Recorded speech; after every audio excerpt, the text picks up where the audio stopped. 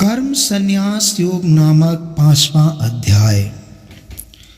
उसके उपरांत अर्जुन ने पूछा, हे कृष्ण, आप कर्मों के संन्यास की और फिर निष्काम कर्म योग की प्रशंसा करते हैं, इसलिए इन दोनों में एक जो निश्चय किया हुआ कल्याण कारक होवे उसको मेरे लिए कहिए। इस प्रकार अर्जुन के पूछने पर श्री कृष्ण महाराज बोले, हे अर्जुन, कर्मों का संन्यास और निष्काम कर्म योग ये दोनों ही परम कल्याण के करने वाले हैं, परंतु उन दोनों में भी कर्म के संन्यास से निष्काम कर्म योग साधन में सुगम होने से श्रेष्ठ है। इसलिए हे अर्जुन, जो पुरुष न किसी से द्वेष करता है और न किसी की आकांक्षा करता है, वह निष्काम कर्म योगी सदा संन्यास ही समझने योग्य है, क्योंकि राग द्वेष आदि द्वंद्वों से रहित हुआ पुरुष सुख पूर्वक संसार रूप बंधन से मुक्त हो जाता है। हे अर्जुन,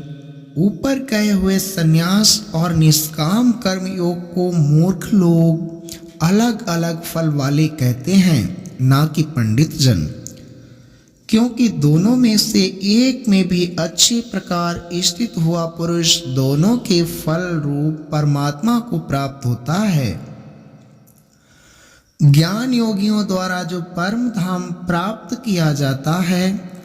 निष्काम कर्म योगियों द्वारा भी वही प्राप्त किया जाता है। इसलिए जो पुरुष ज्ञान योग और निष्काम कर्म योग को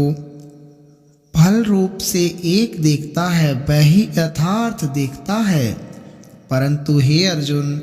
निष्काम कर्म योग के बिना संन्यास अर्थात मन, इंद्रियों और शरीर द्वारा होने वाले संपूर्ण कर्मों में कर्तापन का त्याग प्राप्त होना कठिन है, और भगवत स्वरूप को मनन करने वाला निष्काम कर्मयोगी पर ब्रह्म परमात्मा को शीघ्र ही प्राप्त हो जाता है। बस में किया हुआ है शरीर जिसके ऐसा जितेंद्रिय और विशुद्ध अंतःकरण वाला एवं संपूर्ण प्राणियों के आत्म रूप परमात्मा में एक ही भाव हुआ निष्काम कर्मयोगी कर्म करता हुआ भी लिपायमान नहीं होता। हे अर्जुन, तत्व को जानने वाला सांख्य योगी तो देखता हुआ, सुनता हुआ, स्पर्श करता हुआ, सूंघता हुआ, भोजन करता हुआ, गमन करता हुआ, सोता हुआ, श्वास लेता हुआ, बोलता हुआ, त्यागता हुआ, ग्रहण करता हुआ तथा आँखों को खोलता और मीचता हुआ भी सब इंद्रियां अपने अपने अर्थों में बरत रही हैं, इस प्रकार समझता हुआ निस्संदेह ऐसे माने कि मैं कुछ भी नहीं करता हूँ। परंतु हे अर्जुन, देह अभिमानियों द्वारा यह साधन होना कठिन है और निष्काम कर्मयोग सुगम है, क्योंकि जो पुरुष सब कर्मों को परमात्मा में अर्पण करके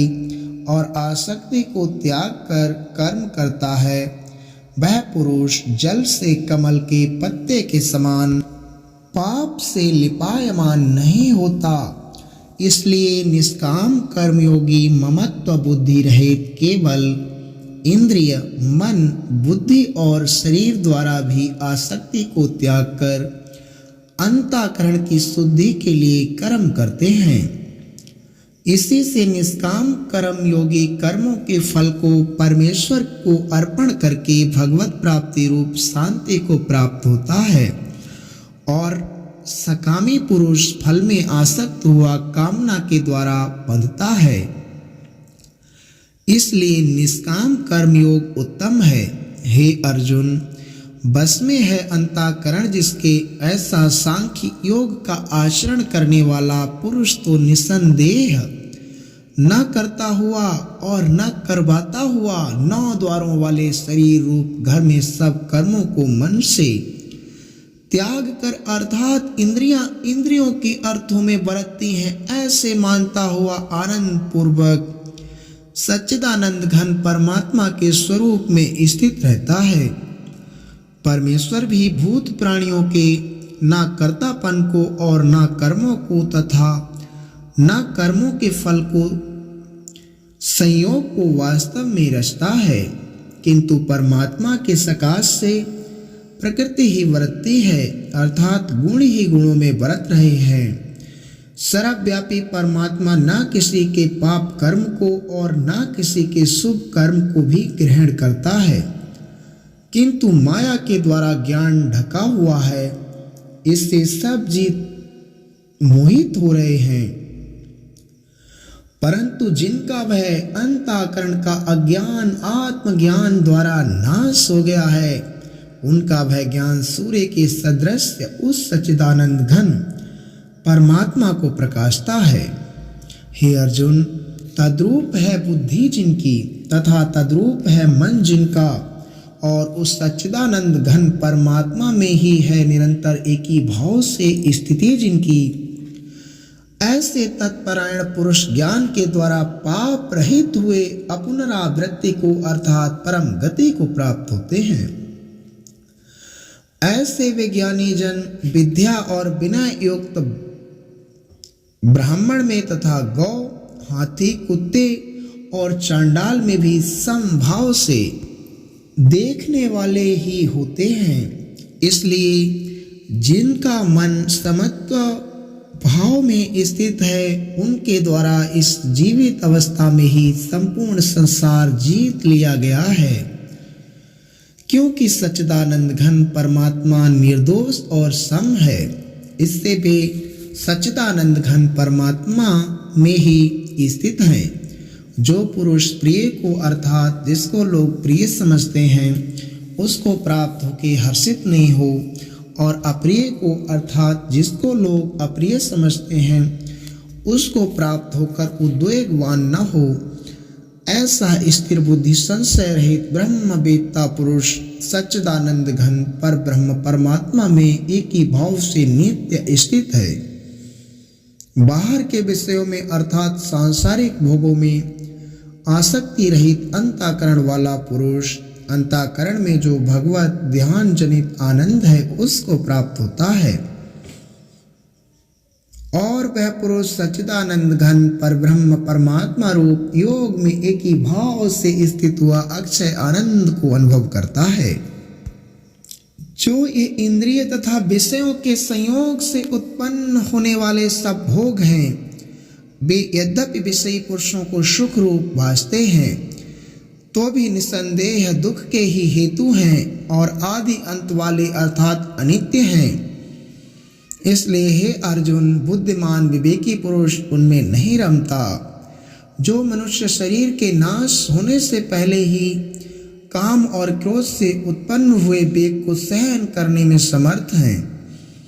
अर्थात काम क्रोध को जिसने सदा के लिए जीत लिया है, वह मनुष्य इस लोक में योगी है और वही सुखी है। जो पुरुष निश्चय करके अंतर आत्मा में ही सुख वाला है और आत्मा में ही आराम वाला है तथा आत्मा में ही ज्ञान वाला है, ऐसा वह सच्चिदानंद घन परब्रह्म परमात्मा के साथ एक ही भाव हुआ सांख्य योग शांति ब्रह्म को प्राप्त होता है। नाश हो गए हैं सब पाप जिनके तथा ज्ञान करके निवृत्त हो गया है संशय जिनका, और संपूर्ण भूत प्राणियों के हित में है रति जिनकी। एकाग्र हुआ है भगवान के ध्यान में चित्त जिनका, ऐसे ब्रह्मवेत्ता पुरुष शांत परब्रह्म को प्राप्त होते हैं। काम क्रोध से रहित जीते हुए चित्त वाले परब्रह्म परमात्मा का साक्षात्कार किए हुए ज्ञानी पुरुषों के लिए सब ओर से शांत परब्रह्म परमात्मा ही प्राप्त है। हे अर्जुन, बाहर के विषय भोगों को न चिंतन करता हुआ बाहर ही त्याग कर और नेत्रों की दृष्टि को भ्रकुटी के बीच में स्थित करके तथा नासिका में विचरने वाले प्राण और अपान वायु को सम करके जीती हुई हैं इंद्रियां, मन और बुद्धि जिसकी, ऐसा जो मोक्ष परायण मुनि इच्छा भय और क्रोध से रहित है, वह सदा मुक्त ही है। और हे अर्जुन, मेरा भक्त मेरे को यज्ञ और तपों का भोगने वाला और संपूर्ण लोकों के ईश्वरों का भी ईश्वर तथा संपूर्ण भूत प्राणियों का सुहृद अर्थात स्वार्थ रहित प्रेमी ऐसा तत्व से जानकर शांति को प्राप्त होता है और सच्चिदानंद घन परिपूर्ण शांत ब्रह्म के सिवा उसकी दृष्टि में और कुछ भी नहीं रहता, केवल वासुदेव ही वासुदेव रह जाता है।